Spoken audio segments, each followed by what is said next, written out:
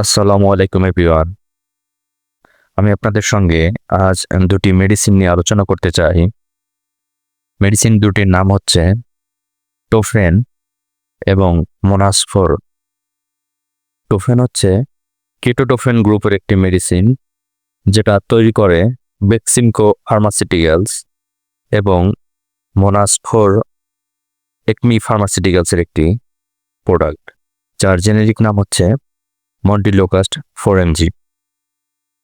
এই ওষুধ দুটি সাধারণত যে ক্ষেত্রে ব্যবহার করা হয় তা হচ্ছে কাশি, ঠান্ডা, নাক দিয়ে পানি পড়া এবং বুকের ভেতর শব্দ, ঘড়ঘড় শব্দ ইত্যাদির ক্ষেত্রে এই টোফেন এবং মোনাসফোর এই ওষুধ দুটি দেওয়া হয়।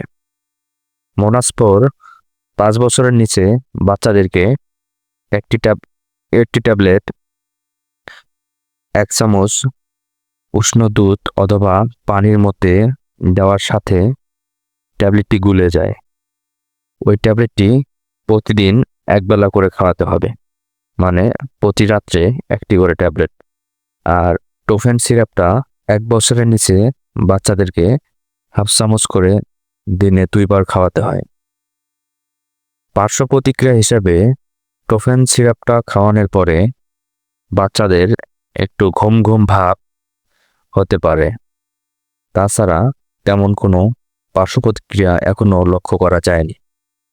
তবে বাচ্চাদের ক্ষেত্রে টোফেন এবং মোনাস এই সিরাপ এবং ট্যাবলেটটা সেফ।